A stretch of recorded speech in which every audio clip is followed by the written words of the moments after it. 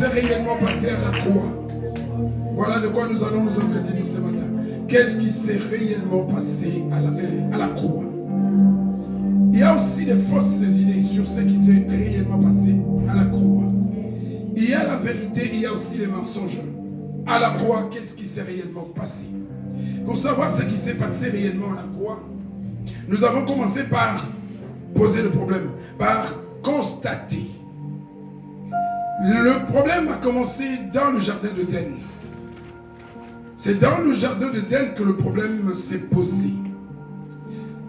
Si on ne sait pas ce qui s'est passé dans le jardin d'Éden, on ne peut pas savoir ce qui s'est passé à la croix. Une personne qui a été empoisonnée, on ne peut pas la soigner si on ne sait pas de quoi souffre la personne. En posant le diagnostic, on voit que la personne a été empoisonnée. On identifie le produit avec lequel on a empoisonné la personne. C'est à partir de ce moment que le médecin peut envisager le traitement. Et c'est ce qui s'est passé sur le plan spirituel dans le jardin d'Éden. Il s'est posé un problème. Les choses n'ont pas... On peut, dans un certain sens, dire que ça ne s'est pas passé comme il fallait, mais en réalité, ça s'est passé comme il fallait parce que Dieu n'était pas surpris. Amen. Quand on ne sait pas, on se dit, oui, mais les choses n'ont pas... Non, les choses se sont passées comme Dieu savait que ça allait se passer de cette façon-là. Parce que notre Dieu, comme nous le voyons les vendredis, c'est un Dieu qui, à partir de maintenant, ce qui va se passer demain et ce qui va se passer à la fin de ta vie. Dieu sait comment tu vas mourir. Quel jour tu vas mourir et à quel âge tu vas mourir. Si tu es étonné ou que ça te choque, tu appelleras peut-être, tu poseras la question comme ça, on t'instruira à partir de la Bible. Tout ce qui arrive ne surprend pas Dieu parce que Dieu est prévoyant. Il est omniscient et omniprésent. Amen. Dans sa préscience, il connaît toutes choses. Amen. Et ne sois pas étonné que, quel que soit ce qui t'a poussé pour être là ce matin, Dieu savait que toi, tu allais être là. Amen. Dieu savait qu'il n'allait pas être là. Amen. Et Dieu sait pourquoi tu es là. Amen. C'est important, mes amis. Trichons avec nos amis, avec nos proches, mais pas avec Dieu. Il sait pourquoi tu es là. Et il sait pendant qu'on sera en train de pécher à quoi est-ce que tu penses. Il sait lorsqu'on va toucher un point précis, quand tu vas dire, ça s'adresse à moi. Oui, Dieu le sait. Et effectivement, dans l'église, quand on parle, à un moment ou à un autre, on parle de toi. On ne parle pas aux animaux. La Bible est destinée à quoi? Il y a des gens qui sont encore, oui, mais ça c'est moi, oui, mais c'est toi. Oui, la Bible est destinée à être prêchée aux êtres humains, aux hommes et aux femmes comme toi et moi. La Bible est destinée à être prêchée aux chrétiens et aussi aux païens, aux pécheurs, aux gens bons et aux mauvais. La Bible est destinée à être prêchée aux rebelles. Donc si tu es rebelle dans l'église et que le Saint-Esprit à un moment donné va te corriger, il va te corriger. Tant pis si tu vas murmurer. Ça c'est même plus un problème. S'il y a encore des prédicateurs qui s'étonnent parce que les gens murmurent, ben, ils n'ont rien compris. On a murmuré pour Jésus. Allez, si on a murmuré pour Jésus, qui es-tu pour qu'on ne murmure pas sur ce que tu dis? Tu ne feras jamais l'unanimité. Ces choses-là, nous les savons. Donc, on prépare déjà le terrain pour que, quel que soit ce que tu penses, la Bible est destinée pas pour parler aux singes, mais pour parler aux êtres humains. Et si tu es là, Dieu avait prévu. Est-ce que moi je savais que toi tu allais être là ce matin? Non. Dieu qui savait, je ne sais pas, quelque part il a prévu quelque chose. Et il va ouvrir une parenthèse pour toi. Parce qu'il savait que tu allais être là et qu'il avait prévu de te parler. Amen. Qu'est-ce qui s'est réellement passé à la croix? À la croix, Jésus n'est pas allé pour que aujourd'hui, toi, tu puisses avoir un mari. Amen. On doit arrêter ces histoires-là. Il est temps qu'on grandisse. Ces mélanges doivent être jetés à la poubelle. Jésus n'est pas allé à la croix pour ton mariage. Amen. Pourquoi? Parce que dans le jardin d'Éden, bien que l'homme ait péché, il était encore capable de se marier. Donc le problème ne s'est pas posé par rapport au mariage. Et alors, pourquoi est-ce qu'on vient mélanger les choses des mariages? Que tu connaisses Jésus, que tu ne connaisses pas Jésus, tu vas te marier si Dieu le veut. Amen. Qui ne connaît pas des païens mariés? Ces mélanges doivent s'arrêter et il faut les rejeter, les condamner. Il ne faut pas donner ses oreilles à entendre n'importe quoi.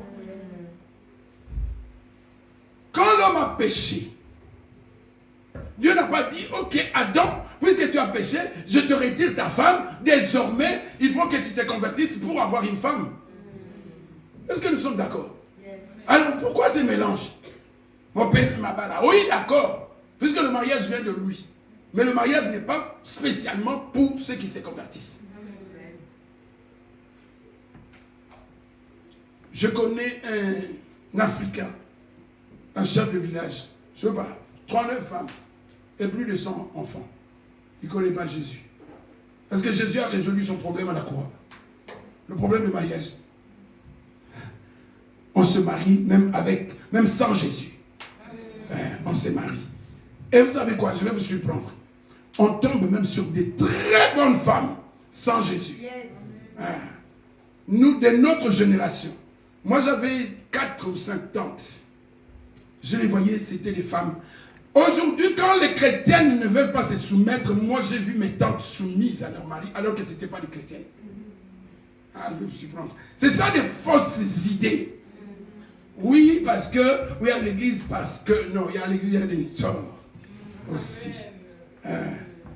Les sœurs sont là, mais quand tu parles de soumission, pourquoi je veux me soumettre? Mais j'ai vu mes tantes, sans avoir Christ dans leur vie, soumises à leur mari, jusqu'à la fin de leur vie. Donc il faut déjà enlever ces idées-là. Quand tu parles, tu penses à la croix, tu penses à ton mariage. Quand Dieu a dit, multipliez-vous, après le péché, il n'a pas annulé sa parole. Il n'a pas dit, vous n'allez plus avoir des enfants parce que vous avez péché. Est-ce que nous sommes d'accord? Donc ce problème-là, il ne se pose pas. Puisque ce n'est pas un problème, pourquoi est-ce que Jésus va aller à la croix pour résoudre un problème qui n'existait pas? Est-ce qu'on comprend? Des fois, on prend les choses au milieu, on ne creuse pas, on ne va pas à la racine. Il faut aller identifier les problèmes qui se sont réellement posés dans le jardin d'Éden. Et c'est ainsi qu'on va comprendre quel est le traitement prévu par Dieu.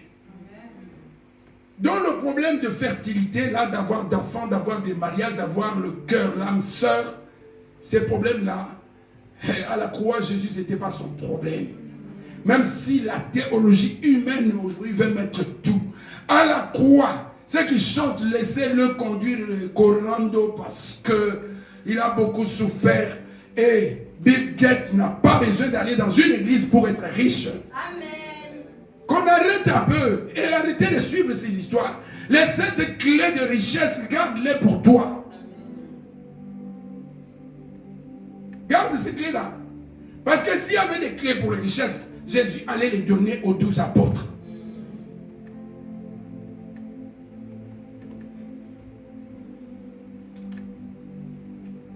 Dans le jardin d'Éden,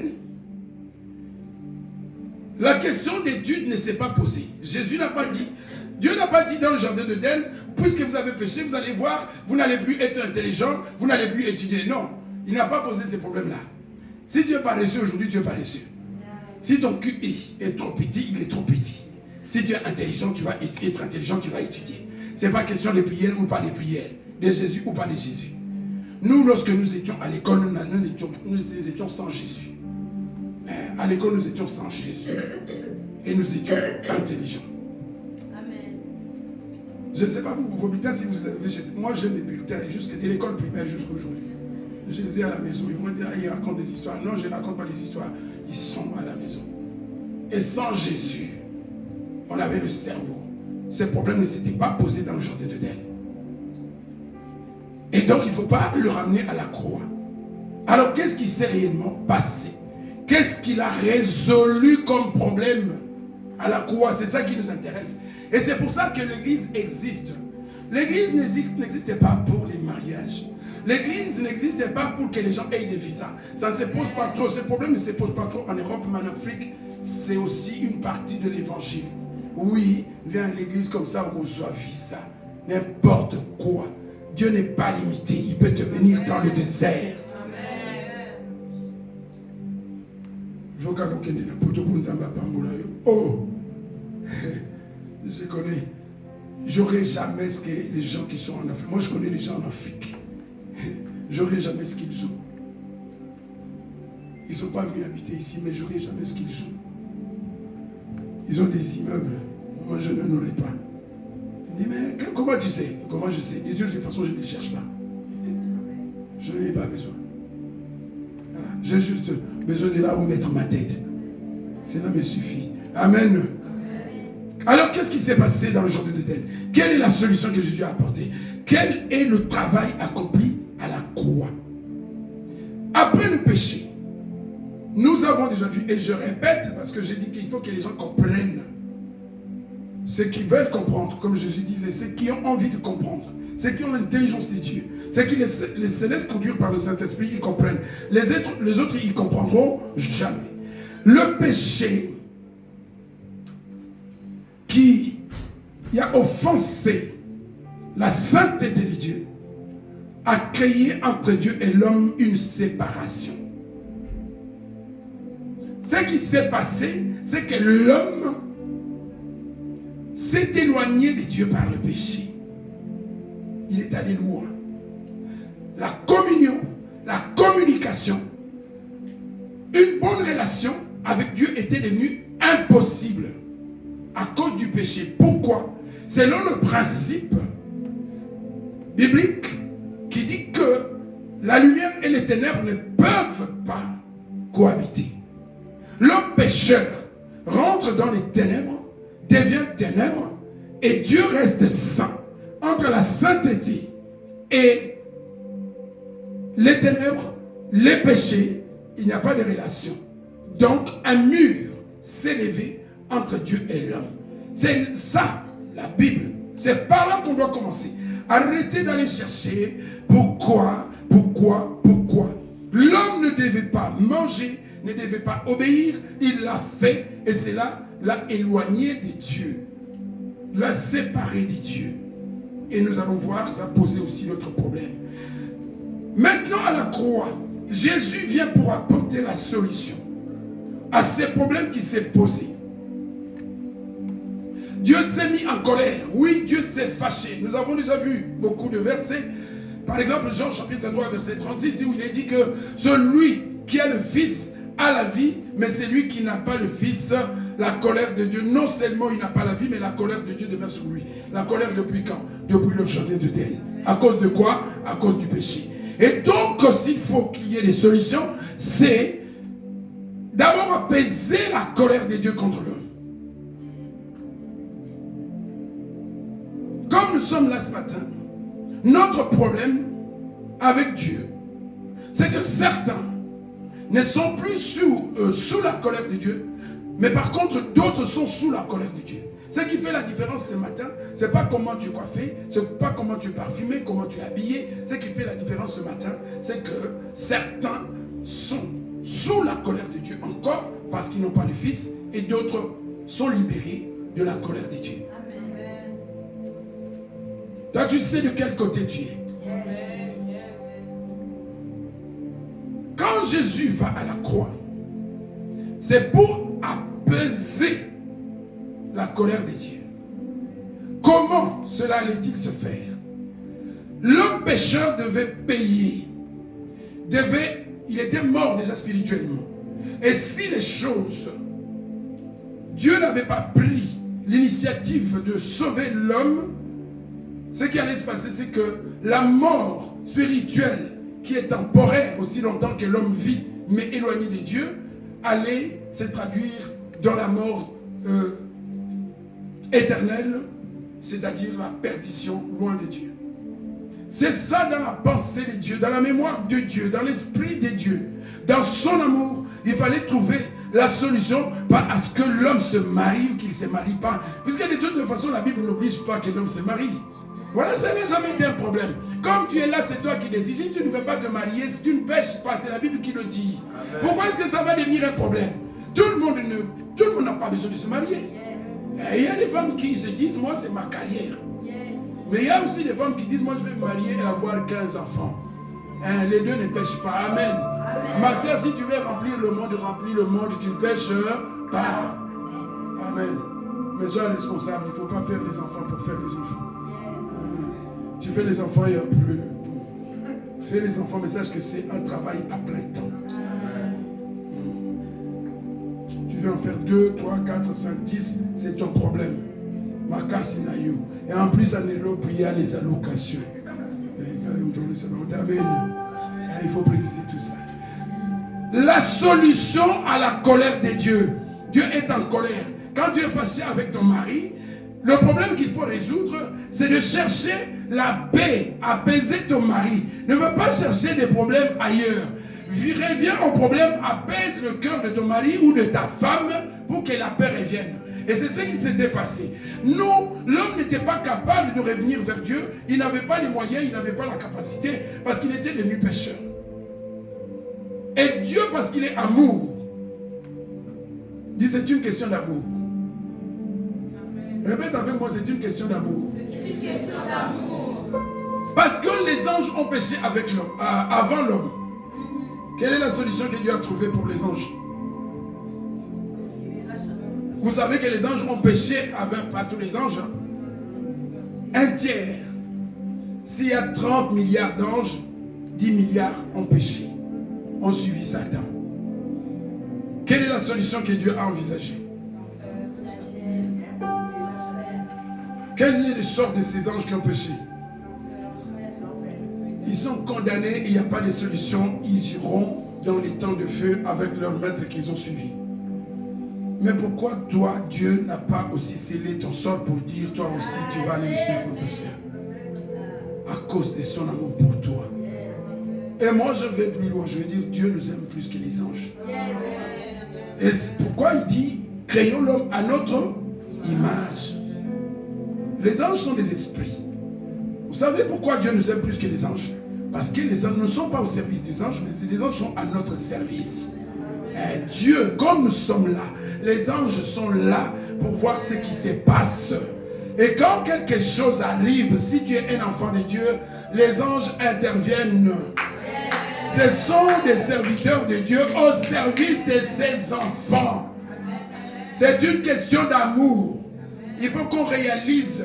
Dieu a tant aimé le monde. Et quand on dit il a tant aimé le monde, c'est hors des anges. Il t'a aimé. Quand tu marches, réalise, même si tu as un cœur incrédule, dis-toi, à cause de l'amour dont tu m'as aimé, je vais suivre ce Dieu. Je vais l'écouter. Même si tu veux te rebeller, souviens-toi de son amour. Et à cause de cet amour, il n'y avait pas de solution. L'ange Gabriel n'était pas capable d'apporter la solution. Michael n'était pas capable d'apporter la solution. Adam et Ève est même déjà condamnés. Moïse incapable, David incapable, Jérémie incapable, personne. C'est pourquoi la Bible dit, il n'y a qu'un seul nom. Yes. Pas deux. Yes. Un seul nom. Ma soeur, mon frère, ce matin, j'insiste sur le fait que le salut n'est donné qu'au nom de Jésus. Arrêtez d'être fanatique des hommes. Parce qu'à la croix, il n'y avait pas ton pasteur.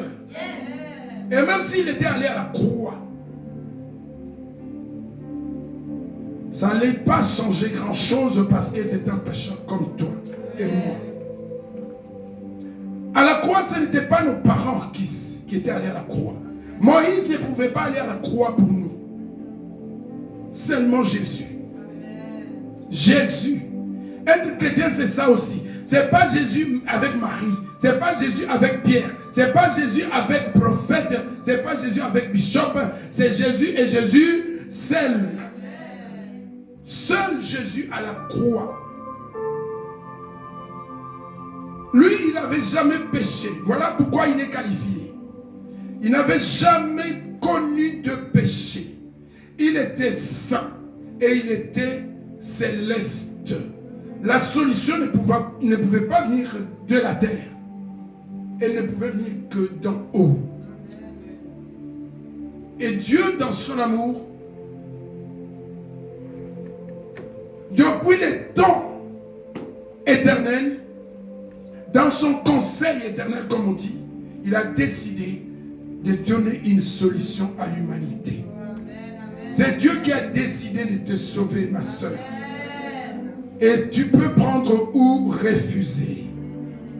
C'est pourquoi il dit, je me tiens à la porte. Et il se tient à la porte ce matin du cœur de quelqu'un. C'est ça qui fait la différence. Les histoires là d'accuser, oui moi je suis, peu importe ce que tu es, Dieu connaît la vérité. Dieu sonde ton cœur et il connaît ta relation avec lui maintenant. Dieu connaît ta relation avec lui maintenant. Si la trompette sonne maintenant, peu importe la position que tu occupes, peu importe ce que le pasteur pense de toi, peu importe les cadeaux que tu as donnés depuis que tu vis, ce qui compte, c'est ce qu'il va trouver dans ton cœur.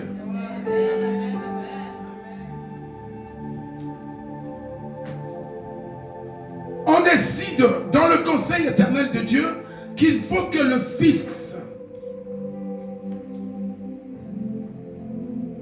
descende sur la terre, prenne la chair, devienne un homme pour prendre la place de l'homme. Qu'il soit parfaitement un homme. Pourquoi? Parce que Hébreux 9, 22, que vous devez déjà connaître, dit que il n'y a pas de pardon de péché sans l'effusion de sang. Mais pas n'importe quel sang. Le sang des animaux provisoirement,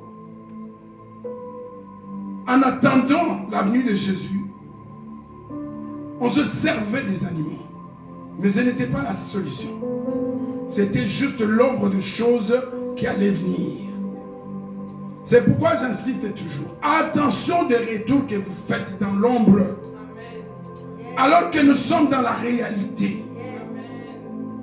Attention à ces retours. Des personnes étaient tentées de retourner dans l'ombre. C'était des Galates qui voulaient se circoncire pour prétendre au salut. Paul leur dit, si vous faites cela, Jésus ne vous servira de rien. Parce que la circoncision, d'après la loi, c'est les choses du passé. Maintenant, tout est en Christ. La question n'est pas d'être circoncis ou pas être circoncis.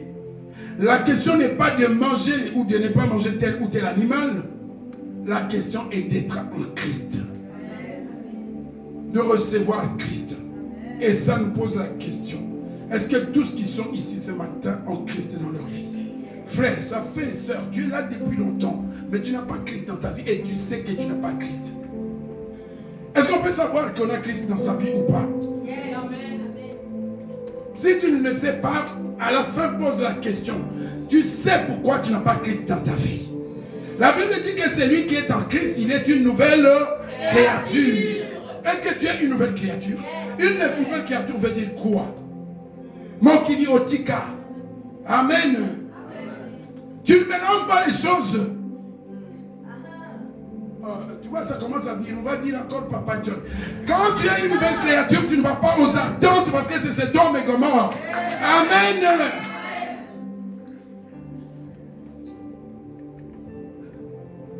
Tant pis si tu es là, tu étais là. Je dis que Dieu a prévu des choses et il va parler à chacun de nous ici. C'est ça être une nouvelle créature. C'est pas écrit. On ne vient pas avec des choses écrites ici. Parfois les cahiers on prend des notes, mais quand on arrive ici, on n'a plus ça. Parce qu'à la croix, Jésus a donné sa vie. Il a versé son sang pour apaiser la colère de Dieu, pour que toi tu ne continues pas à vivre comme si rien ne s'était passé. En allant aux ardentes, tu es en train de clouer encore Jésus à la croix. Parce que c'est Sodome et Gomorrhe. Et je le dis à haute voix. Va dire ce que tu vas dire. Mais sache que ce n'est pas à moi que tu le dis. C'est à celui qui t'a vu et c'est écrit quelque part dans un livre et tu le verras ce jour-là. Ne viens pas nous trouver des excuses. Tu es libre de devenir chrétien ou de ne pas devenir chrétien. C'est ça qui est bien. Ce que j'aime, c'est ça. Fais ce que tu veux, mais ne viens pas faire semblant, parce qu'avant que tu quittes ta maison, Dieu sonde ton cœur et il sait pourquoi tu viens. Fais semblant pour tromper le monde, mais tu ne tromperas pas Dieu. Amen, amen, amen.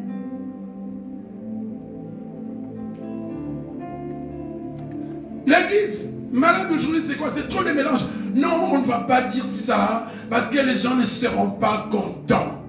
Non, l'église dit tout.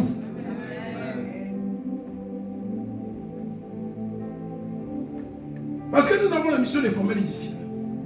Amen. Jésus dit, allez faire des disciples et enseigner aux disciples à observer mes commandements. Observer les commandements de Christ, c'est quoi? C'est accomplir sa volonté. Ce n'est pas faire ce qu'il ne veut pas. Oui, devenir chrétien, c'est savoir que je ne suis plus libre de conduire ma vie comme je l'entends. C'est ça être chrétien. C'est pas commencer à discuter avec des pasteurs, on a dit ça, on a dit ça.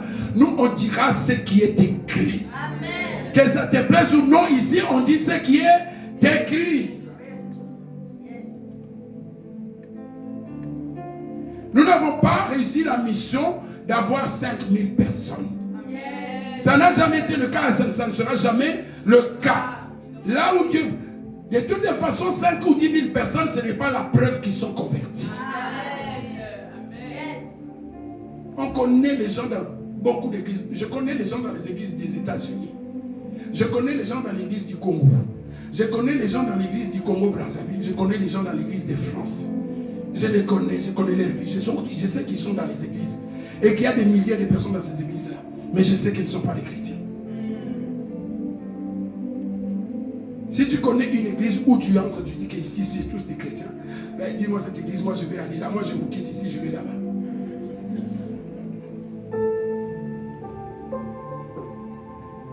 Amen.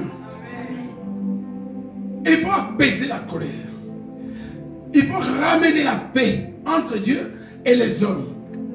Et comme Dieu ne pouvait pas pardonner les péchés, à moins que le prix soit payé, et ce prix, c'était, dans le jardin, l'homme a perdu la vie éternelle. Et la solution consiste à amener l'homme à retrouver la vie éternelle. Et le sang qui était qualifié pour payer, apaiser la colère de Dieu, c'était le sang de Jésus. Pas le sang d'un pasteur. Les pasteurs, moi, tu connais, osez le côté. Tu es rien, juste un instrument que Dieu, dans sa volonté, dans son amour, utilise. Un instrument. C'est pourquoi ne soyez pas complexés devant les hommes, même s'ils crachent le feu. Oh, le feu sort. Rien. Ce n'est qu'un homme. Il va mourir, il va être entré. Et même après avoir craché le feu, peut-être il se retrouve avec Satan, le grand dragon en enfer. Ah, c'est ça la beauté de la chose. Jésus vient. Il va à la croix. Il donne sa vie. Son sang coule. Parce que le sang, comme on dit ici, le sang fait couler des salives dans le monde. Autour du sang, il y a des millions de doctrines. Il donne sa vie en donnant son sang à la croix. À cause de ce sang, qu'est-ce qui se passe? La colère de Dieu est apaisée. Pourquoi? Nous avions déjà parlé de l'expiation. Retiens bien, l'expiation.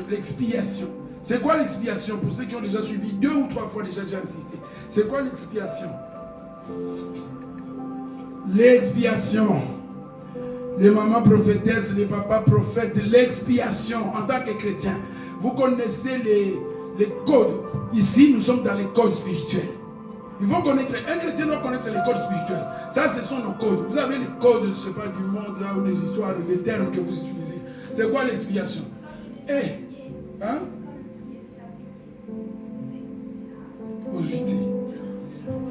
L'expiation. C'est une répétition, non?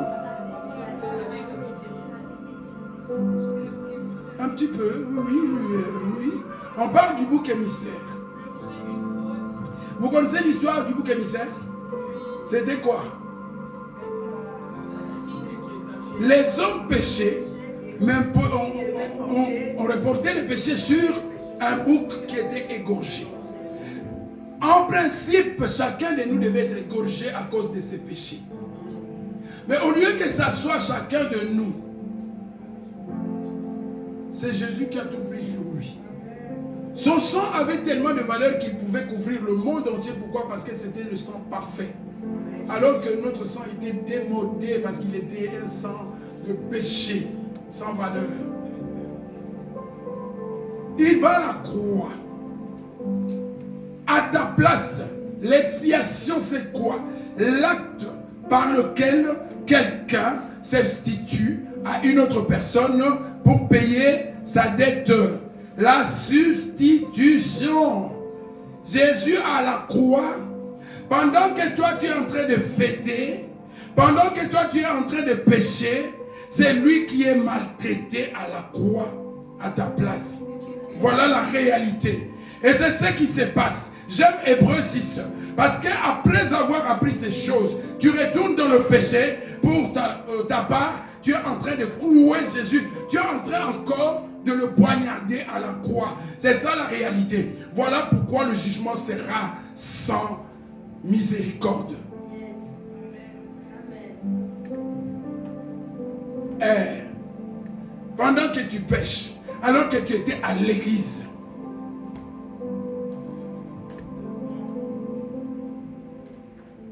Seigneur, fais tomber ces incrédulités, ces écailles. Ma soeur, pendant que volontairement tu pêches, c'est ce que la Bible dit. Tu es en train de clouer Jésus à la croix. Et tout ça est noté. Tu es en train d'accumuler la colère. Au lieu que tu sois puni 10 fois, tu seras puni 1 million de fois parce que tu fais exprès.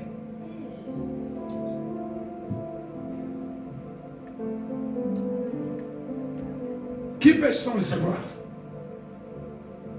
Qui pêche sans le savoir? Tu as même déjà préparé le péché que tu vas faire dans un mois. Préméditation. Est-ce que Caïn ne savait pas qu'il allait pécher? C'est l'exemple qu'il nous a donné, non?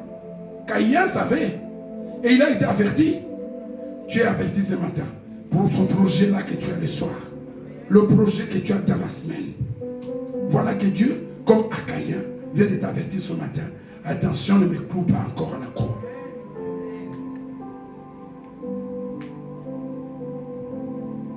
Jésus donne son sang. Dieu se calme. Parce qu'il le fait à ta place.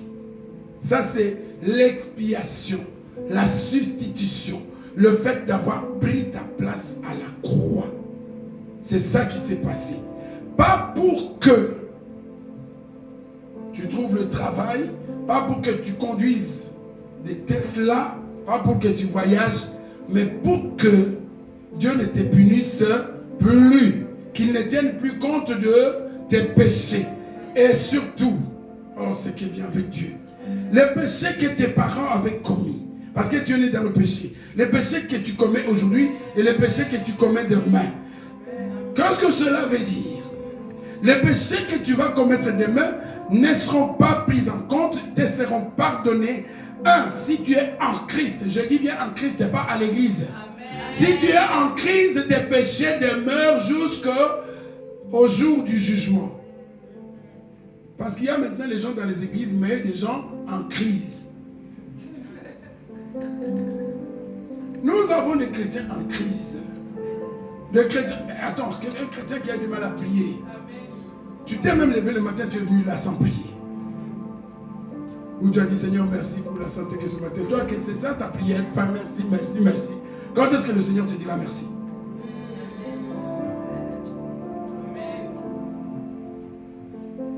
Le Seigneur peut aussi dire, waouh, tu as été grave. Et tu as fait ça. Tu as passé tous ces temps, rien que pour Papa John.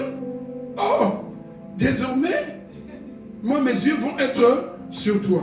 Amen. Tu vas passer du temps sur Papa John pour voir ses défauts, mais pour intercéder pour lui, 0 minute. Mais tu passes ta vie à dire, Papa John a dit, Papa John a fait, Papa John. Tu perds ton temps parce que moi j'avance. Amen. Amen. Et sans savoir ce que tu dis. Vous savez quoi ce qu'il y a avec Dieu? C'est pendant que toi tu te plains là, il me dit, va encore accentuer. Tant que tu ne changes pas, on parlera. Amen. Je sais qu'il y a déjà quelqu'un qui est en colère ce matin. Mais pourquoi il a parlé des ardentes? Ah, j'en suis sûr. J'en suis sûr. On ne s'est pas vu. Quelqu'un m'a attrapé aux ardentes. J'étais là. Moi, je devais travailler dans ce secteur-là. J'avais me laissé passer. Et même pour rentrer, ça m'a pris, je ne sais pas. Même un samedi pour aller chercher une pièce ici à l'église, ça m'a pris 1h30 pour rentrer là. Et quand tu rentres, 10 enfants de 12, 13, 14 ans. Comment voulez-vous qu'après avoir ramassé autant d'esprit, tu viens à l'église, que ton cœur soit disposé pour recevoir la parole de Dieu? Ce genre de mélange, ça ne marche pas. C'est pourquoi tu es lourd. Tu vois, tu sais, les montagnes russes, vous connaissez? Hein? Et les chrétiens aujourd'hui, c'est comme ça. Depuis que tu es, imagine, 1, 2, 3. 1, 2, 3. 1, 2, 3. 1, 2, 3. Depuis 40 ans, tu es comme ça. Tu avances, tu recules, tu avances, tu recules. Sache que quand tu retournes dans ces milieux-là, tu perds tout et tu recommences à zéro. Ça devient même plus lourd. C'est ça ton problème. Amen. Ah. Est-ce que je peux avoir des amis à la fin? Ah, je sais qu'il y en a.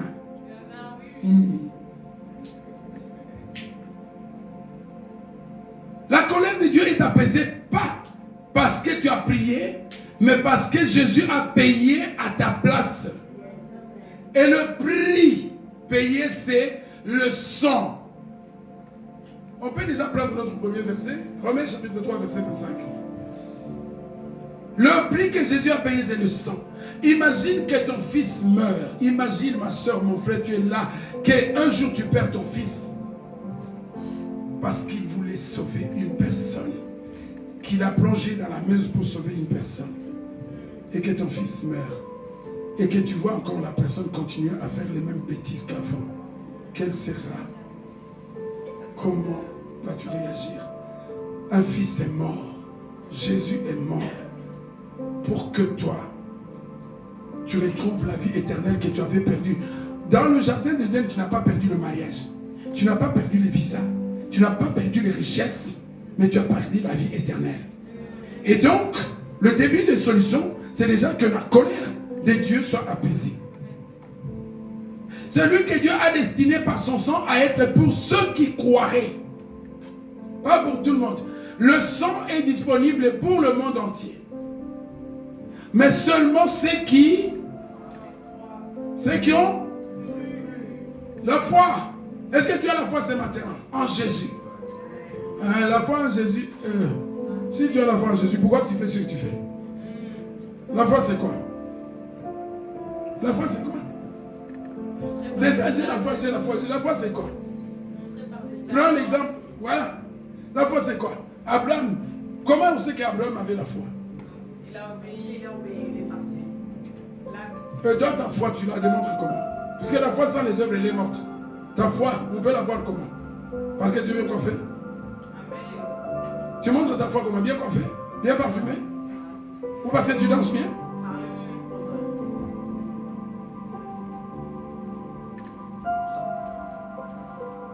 Destiné par le sang de Jésus. Donc lui, à être pour ceux qui croient, pour seulement cela. Pas pour ceux qui viennent à l'église, pas pour ceux qui sont mélangés. La nuit, Kindoki. Vous savez les Kindoki, c'est quoi? Vous connaissez les Kindoki? Vous connaissez la ville d'Endoki? L'Endoki, la journée, vous êtes là, copains, besties, tout ça, bien, mais la nuit, il devient esprit. Et aujourd'hui aussi, c'est comme ça, frères, soutane blanc, frère, et tu es gentil, et Ndoki. Quand tu sors de l'église, quand tu vas prendre, et moi j'ai la guerre contre le téléphone, parce que maintenant tout se passe au téléphone. Quand tu prendras ton téléphone là, que tu es en train de critiquer là, pense à moi. Dis que c'est la sorcellerie. Arrête la sorcellerie que tu fais au téléphone. Arrête. Tu sais, c'est quoi la sorcellerie? C'est que tu regardes sur le téléphone. C'est que tu dis au téléphone. C'est que tu fais avec le téléphone. C'est ça la sorcellerie. Et cette sorcellerie-là, ça va te coûter la vie éternelle. Utilise ton téléphone pour annoncer la bonne nouvelle. Utilise ton téléphone pour encourager les gens. Pour prêcher. Pas que pour détruire. Victime propitiatoire afin de montrer sa justice. La partie là, c'est ces gens-là, c'est d'autres. Propitiatoire. Nous avons parlé de l'expiation, qui est l'acte de prendre la place de quelqu'un d'autre. Et ici, on nous amène à un deuxième code, la propitiation. C'est quoi? C'est ça. À la croix, c'était ça. C'était pas autre chose. Et on continuera parce que je sais les théologies et les théories de oui, parce qu'on met tout dans tout est accompli. Je vous avais promis, on va revenir dans tout est accompli. Tout, dans tout là, tu mets quoi? Dans tout là, tu mets quoi? Oui, mais on a dit tout. C'est-à-dire que je ne peux pas être célibataire parce que tout est accompli. N'importe quoi. Je ne peux plus. Depuis que Jésus est allé à la croix, les gens ne tombent pas malades. Les gens ne meurent pas de maladie. Et alors, ça a été accompli ou pas?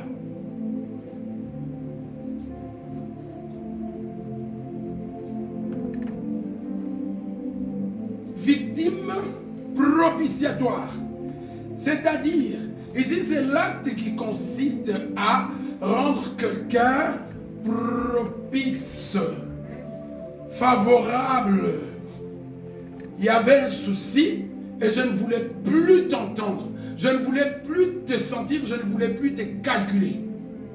Et quelqu'un vient poser par son sang un acte qui apaise ma colère et me permet de discuter peut-être avec toi.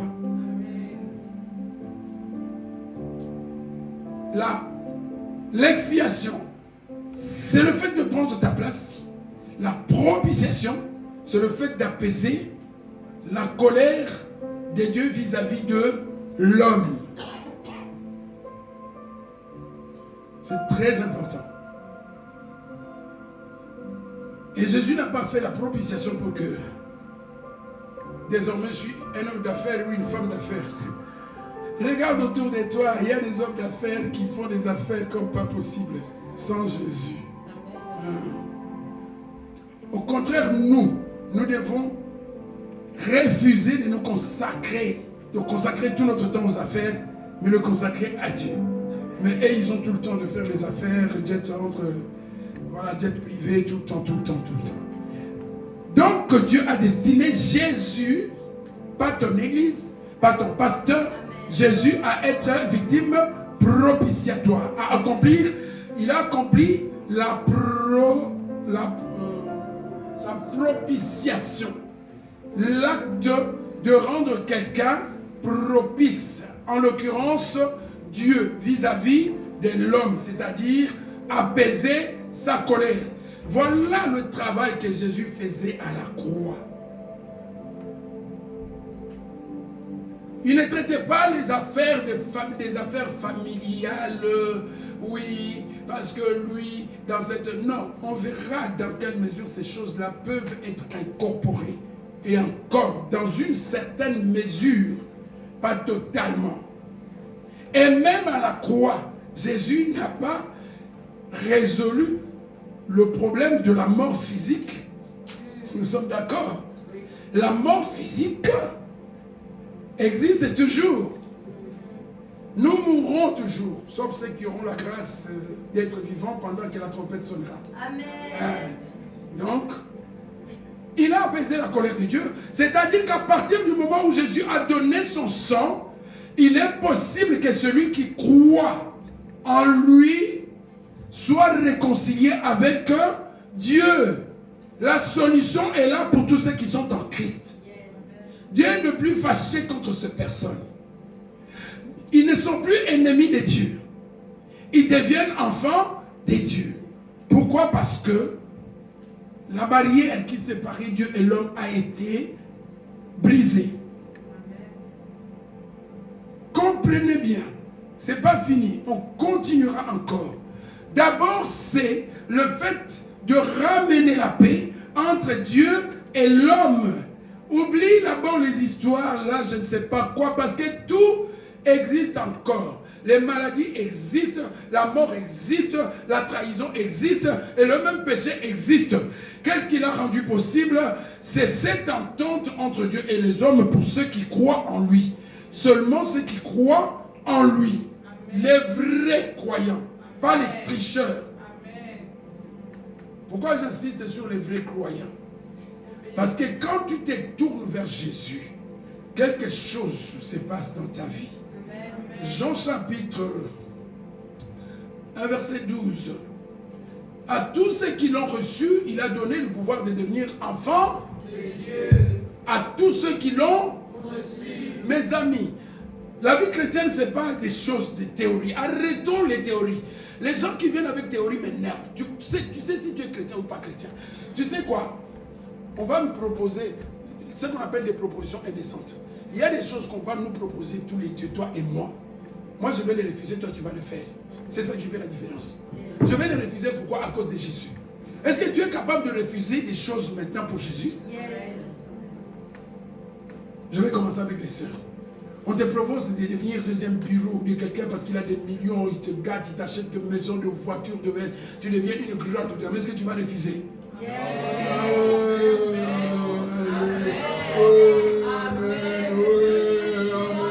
Amen. Amen. Amen. Tesla, amen.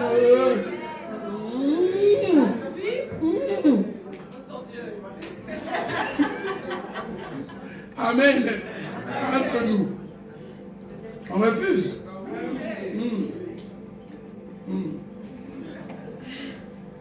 J'ai partagé avec vous dans la semaine. Je vous dis que j'ai recensé plus de 40 appels pour 1 500 000. Mais tant qu'il y avait point d'interrogation, on a discuté, on dit niet. Toi, tu vas dire niet. Yes. Je me suis dit, tu t'imagines la télévision, la toile, Pasteur John, il était dans des choses louches, parce que tu t'imagines, toi, tu vas dire, je suis tenté, niet. Tant que ce n'est pas clair comme de l'eau, je ne marche pas dedans.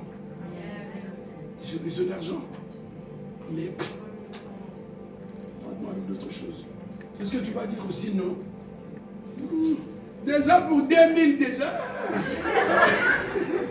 Pour 2000. Amen. Ceux qui croiraient en lui, à tous ceux qui l'ont reçu. L'église il faut la parole de Dieu. On commente des choses, on doit revenir à la parole de Dieu. Mes commentaires peut-être peuvent être discutés. Ceux qui y ont reçu Jésus. Et ceux qui ont reçu Jésus ne sont pas comme tout le monde. Amen. La personne qui te parle maintenant, quand elle n'avait pas reçu Jésus, ce n'était pas la même personne. Amen. Quelqu'un qui est très connu, le père de... Il a raconté, il avait un témoignage. Il avait une copine avant de se convertir. Il s'est converti, quelqu'un de connu, vraiment parmi les gens, des copains de Calvin et tout. Et un jour, il croise son ex. Calvin. Et lui avait déjà vu, c'est Joséphine. Il avait déjà vu. Il change de direction, il commence. Calvin, il dit, c'est moi. Il dit, je sais. Mais ce n'est plus moi. Vous comprenez? Je sais que c'est toi. Mais moi, je ne suis pas le Calvin que tu connais. Toi, tu vas faire aussi la même chose. Tu vas faire la même chose. Et tu écoutes la calais, donc retrouvailles. Calvin dit, je sais que c'est toi, Justine. Mais Justine, moi ce ne suis plus le Calvin que tu connais. Je sais que c'est toi, mais ce n'est plus moi. C'est ça être en Christ. Imagine un seul instant. Qu'est-ce que je vais faire dans la boîte de nuit si j'ai Christ en moi? C'est comme ça, c'est strict, ça ne change pas. Il y a des endroits où tu ne peux plus aller si tu as Christ. À chaque fois que tu vas te retrouver dans la boîte de nuit, dis-toi, je ne suis qu'un charnel, un tricheur, un menteur. Et je veux recevoir ce que je mérite. Amen. Est-ce qu'il y a encore quelqu'un qui m'aime ici? Oui, mais une fois, ça ne fait rien. Oh, le péché. Il ne faut pas pécher 100 fois. Adam et Ève ont péché combien de fois? Ils ont mangé combien? 40 fois. Il a fallu juste une fois. Ceux qui l'ont reçu, ce ne sont plus les mêmes personnes. Ils ont changé. Ils n'ont plus le même langage. Ceux qui l'ont reçu, ils n'ont même plus les mêmes amis. Amen. Si j'avais un ami drogué, quand je me convertis, je fais quoi? Il me suit ou on se sépare. Amen. Attends. Toi, tu tues les gens. Qu'est-ce que je vais faire avec toi? Association de... Vous connaissez l'association des malfaiteurs? Vous connaissez? Association des malfaiteurs. Oh, je n'invente rien. Retournons dans la Bible. Nous sommes un. Nous sommes un, ma soeur. Vous voulez toujours... Moi, si un jour je peux être en train de prêcher parce que je dis la vérité, quelqu'un se fâche, il veut me tuer, gloire à Dieu. Je veux bien. Oui. Donc quand je viens là, je suis préparé. Je ne vais pas pour dire que je vais retourner à la maison. Si Dieu veut que je retourne à la maison, je retourne. S'il ne veut pas, donc je ne retourne pas. Amen. Heureux l'homme qui ne marche pas selon les conseils de... Laisse le Saint-Esprit te parler. Cet homme-là, donc c'est-à-dire c'est quelqu'un qui commence à faire la différence. Il ne se jette pas comme ça entre, oh c'est amusant ici, c'est intéressant ici. Non, il y a des endroits, tu arrives, tu ne te sens pas dans ton milieu, tu quittes. C'est ça être chrétien. Comment les oiseaux, les moineaux, les pigeons, les canards ensemble?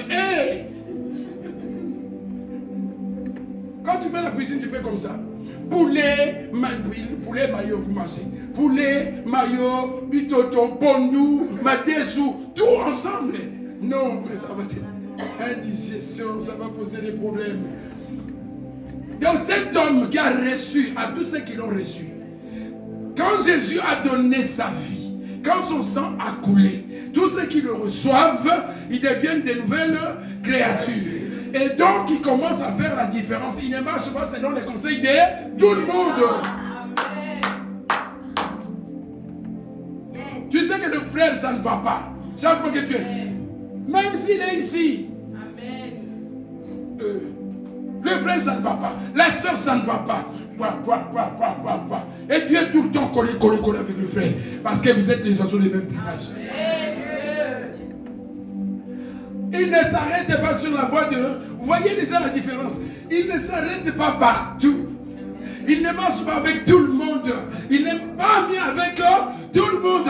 Et donc, par là, il montre qu'il a reçu Jésus dans sa vie. Et qu'il est devenu un enfant de Dieu. Imaginez qu'on vendait ensemble de la drogue. Et je reçois Jésus. On est toujours ensemble. Qu'est-ce qui a changé?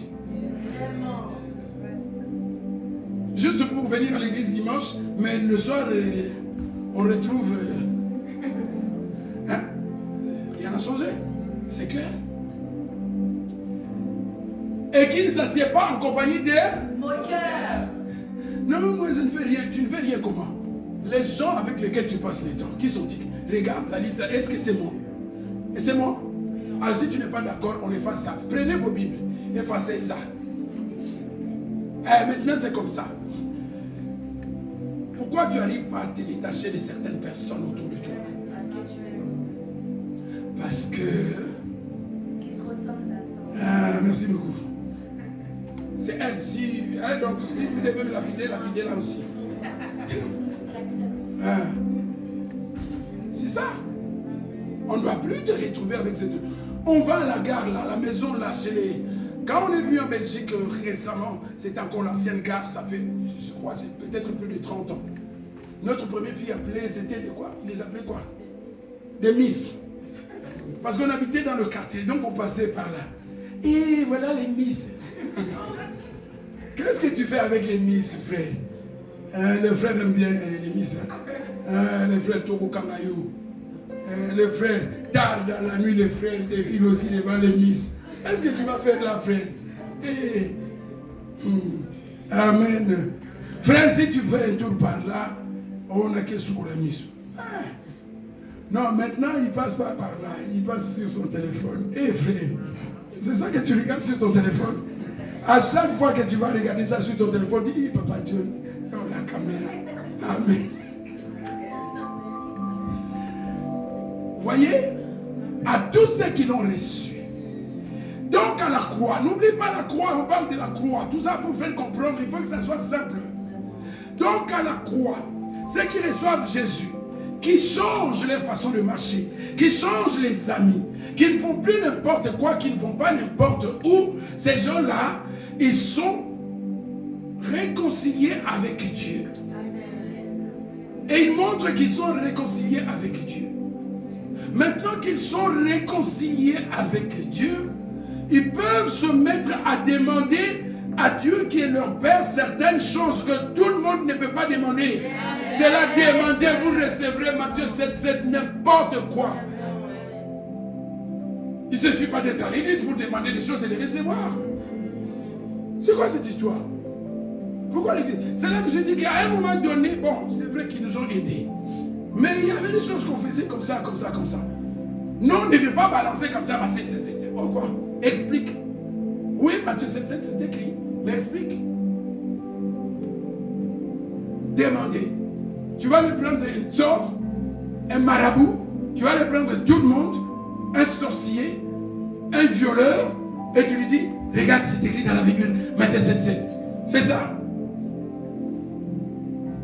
Oui, c'est écrit, mais ce n'est pas pour tout le monde. Amen.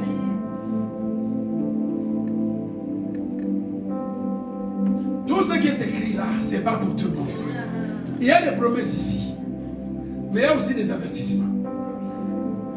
La plupart des choses qui sont écrites ici, ils commencent d'abord par l'avertissement, par la correction.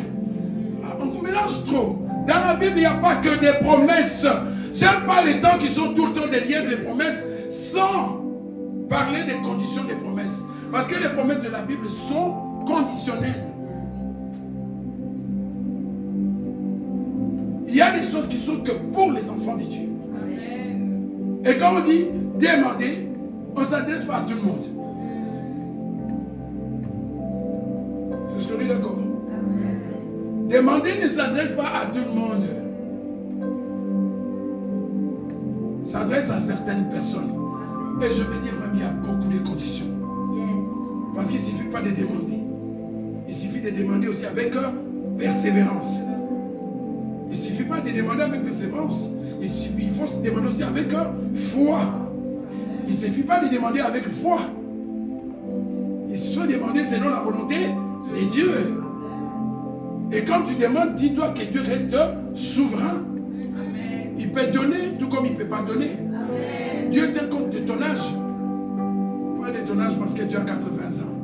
De ton âge spirituel. Yes. Un bébé. Je parle toujours de l'âme et des... C'est les deux grands frères ici, Elam et Noé. Noé et Elam. Il y a des choses que les parents ne peuvent pas leur donner. Pourquoi? Pas parce qu'ils n'aiment pas. Mais compte tenu de leur âge, les parents ne peuvent pas donner certaines choses. Dieu ne te donne pas certaines choses parce que tu es encore un enfant. Tu vois pourquoi tu dois grandir? Tu ne donnes pas n'importe quoi à ton enfant. Tu ne permets pas n'importe quoi à ton enfant. C'est en fonction de son âge. Et demander, vous voyez, 7,7, Matthieu 7,7, mais plein de choses dedans. Demander d'accord. Mais il faut être mature pour demander certaines choses. Et pour les recevoir. On ne donne pas au bébé n'importe quoi.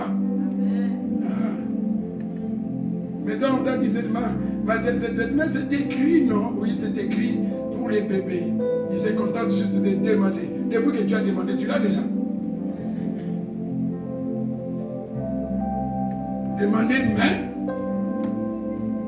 Il faut aller chercher tout ce qu'il y a dedans. Il y a la foi.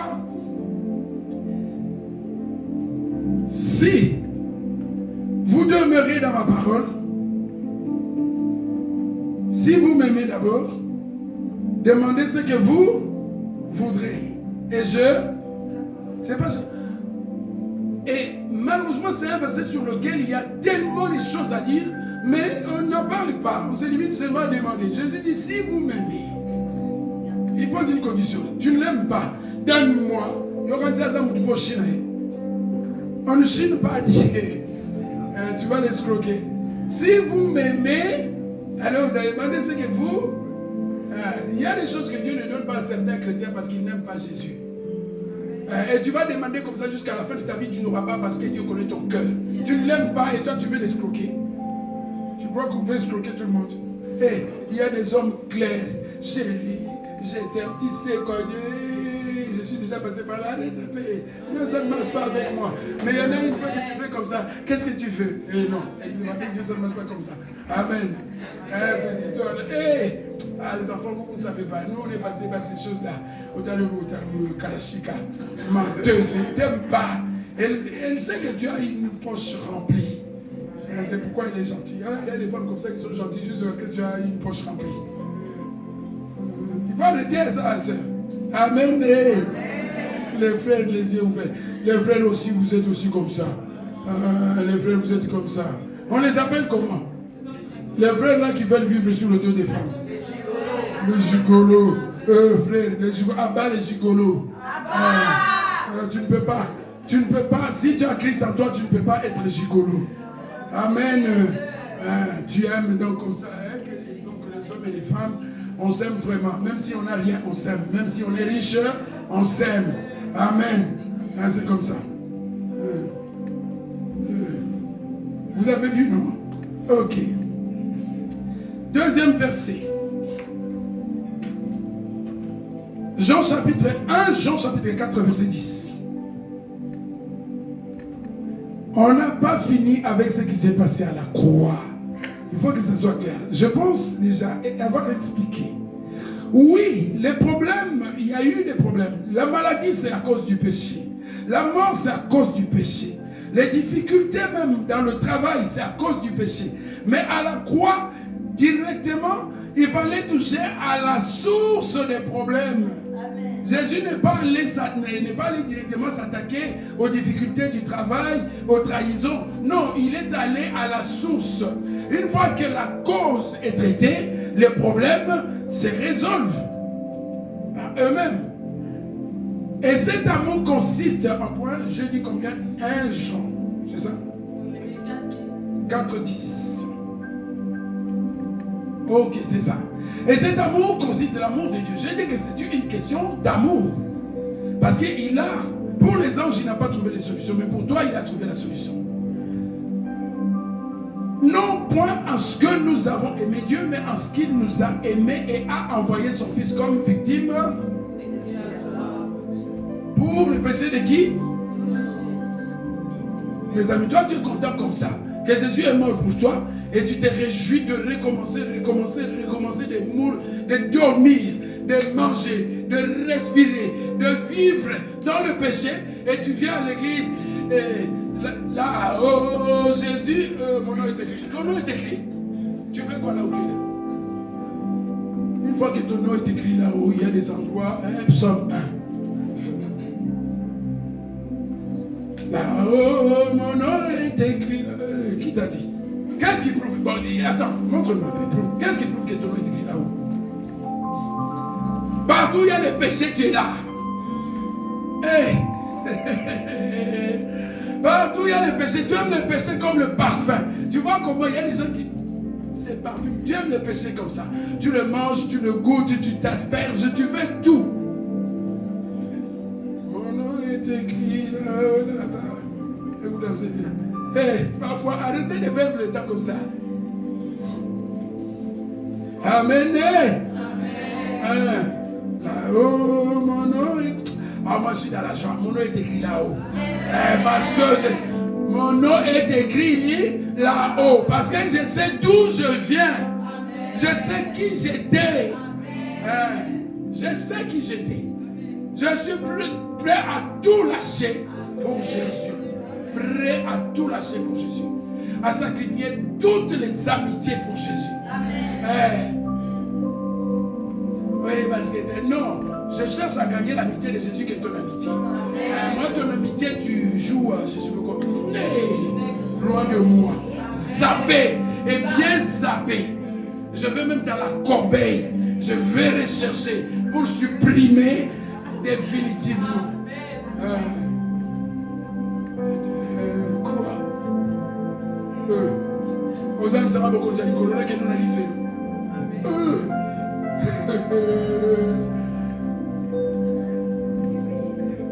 Il nous a aimés et il a son fils comme victime expiatoire. Nous avons vu expiatoire et propitiatoire.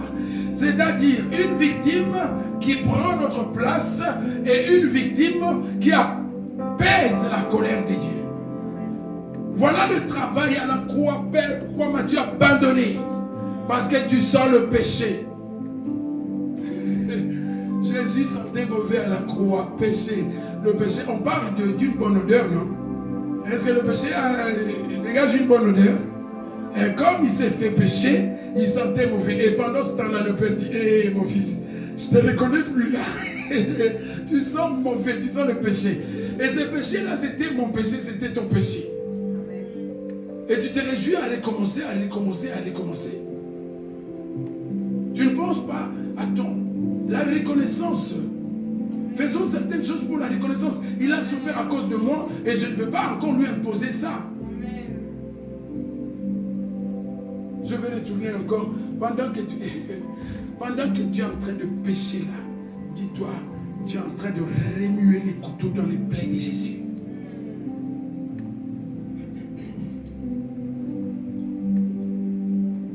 Il a fait l'expiation de nos péchés. 1 Jean 2, 22.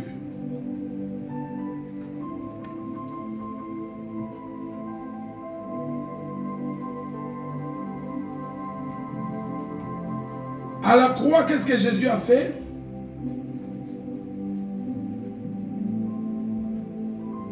Qu'est-ce que Jésus a fait à la croix? Il a pris nos péchés sur lui. Il a expié nos péchés et il a fait la propitiation. C'est-à-dire qu'il a calmé la colère de Dieu. Et il a pris notre place. On n'a pas parlé de la réconciliation, ça viendra de la justification. C'est beaucoup de choses. Il fallait que... Non, c'est pas ça.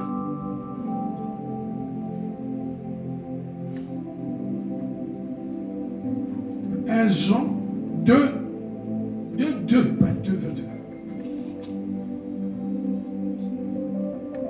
Le travail que Jésus a fait à la croix devait aboutir à une bonne relation entre Dieu et l'homme. Et à partir du moment où tu es en bon terme avec, en lui-même, il est lui-même victime expiatoire. Vous voyez le mot expiatoire, propitiation, expiatoire pour nos péchés. Non seulement pour les nôtres, mais aussi pour ceux du monde. Donc tu n'étais pas là. Tu n'étais pas en Israël. Mais quand il a fait ça pour toi aussi. Tu n'étais pas encore né. Lorsque nous avons dit qu'il a fait tout ce qu'il a fait. Tout ce que Jésus a fait. L'enfant qui n'est pas encore né, toi qui n'es pas encore marié, qui va avoir un enfant, le sang que Jésus a versé, c'est pour lui aussi. C'est comme ça que Jésus fait les choses une seule fois pour toutes. Il n'a pas besoin que ça se répète. Il ne faut pas que quand ton enfant viendra, il va dire, Jésus, je suis là aussi pour ton sang. Non. Crois seulement en Jésus et le sang, il est présent. Ton enfant que tu vas mettre au monde là, ton arrière-petit-fils là, qui va venir, quand il viendra, il n'a pas besoin de dire, de chercher le sang. Non, il n'a pas besoin de chercher le sang, il est là, comme un étendard. Il est là. Et toute personne qui croit en Jésus bénéficie de ce que Jésus a fait à la croix. Quelle que soit la génération. Et une fois pour toutes. Parce que quand tu le reçois vraiment, tu es marqué d'un sceau. Et tous les bénéfices, toutes les bénédictions qui touchent à son œuvre à la croix sont pour toi.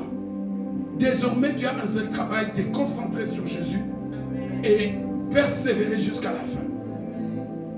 C'est ça que nous devons. C'est que nous avons fait, c'est persévérer. Tu ne persévères pas.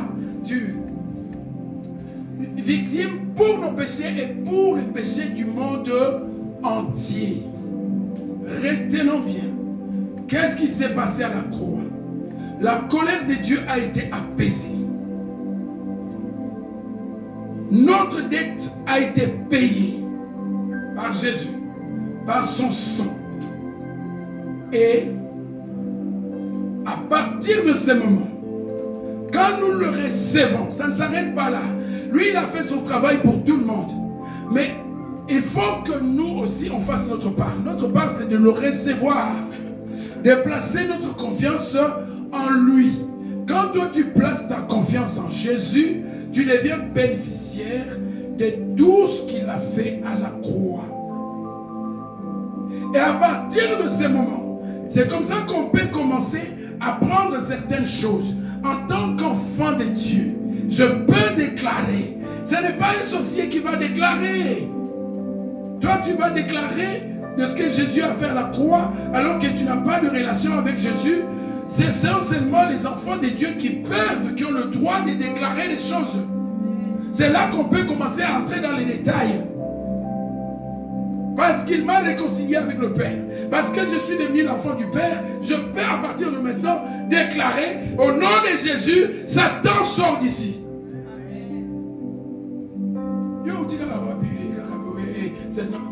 Essaye un peu, tu vas voir. Essaye un jour, allez chasser les démons. Comme, va un peu, vois vraiment quelqu'un a un esprit. Va un peu essayer, tu vas voir. Les yeux, on va te tabasser comme les gens. Vous comprenez? J'ai dit, tout est accompli. Mais il ne faut pas, de la même manière qu'il ne faut pas balancer Matthieu 7,7, de la même manière il ne faut pas balancer tout est accompli. Il faut entrer du temps, aller chercher, expliquer qui est l'ayant droit. Tout n'est pas accompli pour tout le monde, mais pour une catégorie de personnes. Parce que à partir du moment où ils deviennent enfants de Dieu, ils sont revêtus d'un pouvoir. Comment je vous explique ces choses-là? Ils reçoivent un pouvoir. Je vous ai donné l'autorité de marcher sur les scorpions et les serpents et les scorpions. Attention, si tu vois un serpent, fuis. Hey, tu vois un serpent dans ta maison, fuis. Parce que les gens mélangent comme ça. Et de marcher sur toute la puissance de l'ennemi. Est-ce que c'est tout le monde? C'est comme ça qu'on va petit à petit aussi comprendre qu'est-ce qui a été accompli et pour qui. Quand est-ce que c'est qui a été accompli? Quand est-ce que toi tu peux en profiter? Tu ne te lèves pas de ton lit. Tu commences à déclarer tout a été accompli à la croix. Va chasser les démons. Va seulement. Va. Est-ce qu'on comprend l'idée? Ces choses sont vraies. C'est dit dans la Bible. Mais doivent être expliquées. À la masse. Elles doivent être expliquées. C'est comme ça qu'aujourd'hui, il y a un problème là-bas, une personne devient folle. Tu vas prendre n'importe qui. Viens, on va aller faire la délivrance. Demande à maman, elle va t'expliquer. Ne touche pas. Tu as déjà vu une discussion, bagarre entre les esprits et une personne. Ne touche pas l'assiette. Il va les toucher. Maman Chantal n'est pas là. Vous vous amusez. La croix, il faut entrer dans l'alliance de la croix. À la croix, il s'est lié une alliance. Et il faut entrer dans cette alliance. Les gens parlent d'alliance. Moi, je ne suis pas dans l'alliance mosaïque. Moi, je suis dans l'alliance de la croix. C'est là que certaines choses deviennent possibles. C'est là que les esprits ne vont pas t'effrayer. Elle s'élève comme ça, allez, donne ton téléphone. Comme les esprits demandaient ton téléphone, donne ton téléphone. On me demande mon téléphone, donne le téléphone, laisse l'assiette. Vous allez voir comment les gens vont commencer à sortir ici. Un à un, c'est Christ amour. Ah, ici, vous allez commencer à sortir là. Le téléphone, vous voyez le téléphone volé comme ça, vous allez sortir là. Hein? On va expliquer ces choses-là. Voilà ce qui s'est réellement passé à la croix. Jésus a résolu le problème de la colère de Dieu, de la dette qui pesait sur l'homme. Et donc, à partir de ces moments, seulement ceux qui croient en lui, ils reçoivent des privilèges. Pas tous ceux qui vont dans les églises. Ils reçoivent des privilèges. Ils reçoivent l'Esprit de Dieu. Ils deviennent enfants de Dieu. Et ils peuvent se permettre de dire certaines choses, de déclarer certaines choses et d'attendre certaines choses de la part de Dieu. La logique, c'est ça. Et dans l'église, ça doit être clair. Mon frère, nous sommes peut-être dans une même église, mais nous ne sommes pas dans un même cercle. On est tous dans une même salle, mais on n'est pas dans le même cercle. C'est ça qu'il faut comprendre. Les choses auxquelles je peux prétendre, toi, tu ne peux peut-être pas y prétendre. Je ne dis pas seulement moi. Peut-être une soeur, un frère, quelqu'un qui est là. Mais tu te connais. Ta relation avec Jésus. Le plus important, c'est Jésus a posé l'acte. Mais toi, tu dois soigner ta relation avec Jésus. Tu dois t'approcher de Jésus pour commencer à réclamer les résultats du travail qu'il a accompli à la croix. Ce n'est pas seulement comme ça dans la rue, non. Ma soeur, et puis ça ne suffit pas de venir à l'église. Tu es là. Est-ce que tu as Christ dans ta vie? Est-ce que tu as renoncé à toi-même pour Jésus? Renoncer à soi, ça veut dire quoi?